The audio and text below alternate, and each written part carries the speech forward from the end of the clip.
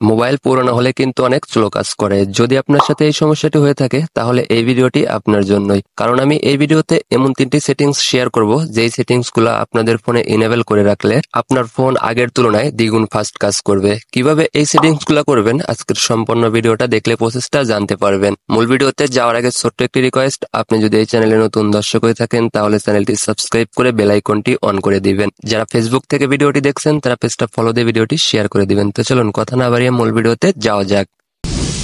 এই কাজটুকু করার জন্য প্রথমে আপনাদের ফোনের সেটিংসটা ওপেন করে নেবেন। এরপর এখান থেকে খুঁজে বের করবেন অ্যাবাউট ফোন। যদি সরাসরি অ্যাবাউট ফোন না পান সেক্ষেত্রে সার্চ দিতে পারেন অথবা সিস্টেম ম্যানেজমেন্ট, এটার আন্ডারে কিন্তু অ্যাবাউট ফোন এই লেখাটা পেয়ে যাবেন। তো সিম্পলি এখান থেকে এটার উপর একটি টাচ করবেন। এইখান থেকে একটু স্ক্রল করে নিচের দিকে এসে সফটওয়্যার ভার্সন এটার উপর 3বার টাচ করবেন। 3বার টাচ করার পরে দেখতে পারবেন আপনাদের ফোনে কিন্তু ডেভেলপার অপশন অ্যাড হয়ে গেছে। দেখতে পাচ্ছেন আমার ফোনে কিন্তু অলরেডি ডেভেলপার অপশনটা অ্যাড হয়ে আছে। এরপর এখান থেকে ব্যাগ এসে একটু স্ক্রল করে নিচের দিকে আসলে ডেভেলপার অপশনটা কিন্তু পেয়ে যাবেন। আর যদি না পান সেক্ষেত্রে সার্চ করে ডেভেলপার অপশনটা খুঁজে সেটার উপর একটি টাচ করবেন। এরপর কিন্তু এরকম একটি ইন্টারফেস দেখতে পারবেন। প্রথমে এখান থেকে ডেভেলপার অপশন এটা ইনেবল করে ওকে লেখাতে একটি টাচ করে দিবেন। এরপর এখান থেকে একটু স্ক্রল করে নিচের দিকে আসলে এই 3টি অপশন কিন্তু পেয়ে যাবেন। প্রথমে উইন্ডো অ্যানিমেশন স্কেল এই লেখার উপর একটি টাচ করবেন। এরপর এখান থেকে এটা অফ করে দিবেন। এরপর নিচের যেটা আছে এটার উপর একটি টাচ করবেন, এটাও এখান থেকে অফ করে দিবেন।